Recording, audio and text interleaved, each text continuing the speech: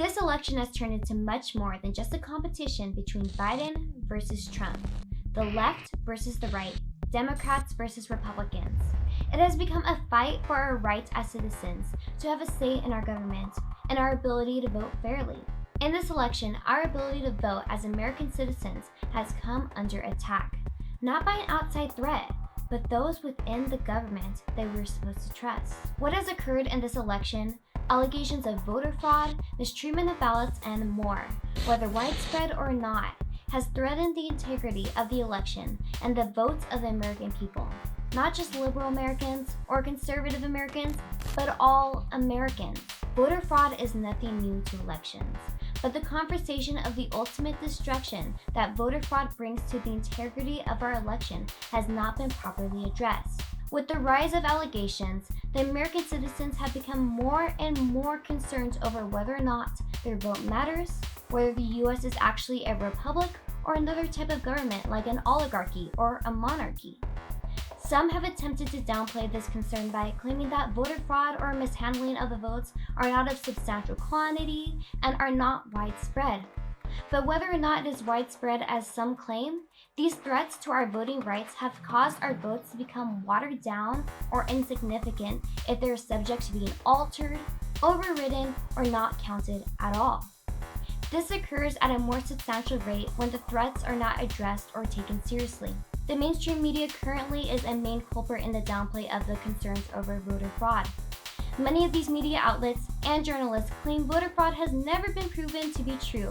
There is no substantial evidence, or it's simply a hoax. However, the Heritage Foundation has a comprehensive sampling of the most recent confirmed voter fraud cases throughout the past few years. Many of these cases resulting in criminal conviction.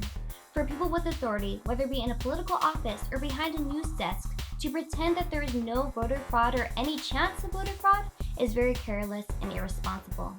Attempting to downplay these concerns allows for fraud to be overlooked and gradually grow and become part of every election process. The Constitution addresses votes being abridged or denied. Amendment 14, Article 1 explains that no state shall make or enforce any law which shall abridge the privileges or immunities of citizens of the U.S. Amendment 14, Article 2 states those under certain qualifications should not have the rights of voting being infringed upon. Later, the 14th Amendment was ratified to protect citizens from being denied to vote based on certain demographics that did not meet the previous qualifications.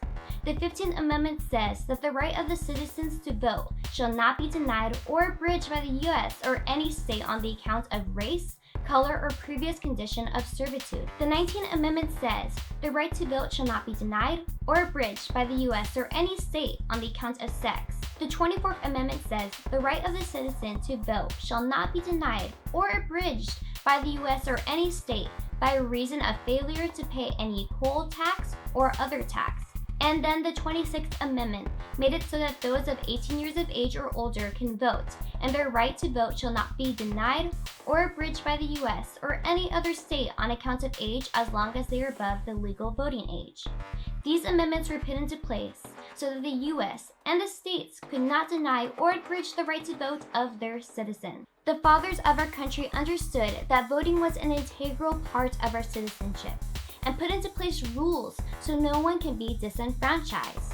When fraud is allowed to play a role in an election, it disenfranchises voters, all voters. Fraud is not a partisan issue, it is an American issue that everyone should find important. Whether or not you're in favor of Biden or Trump or future candidates, the integrity of the election is under threat. We must unite together to fight against this evil.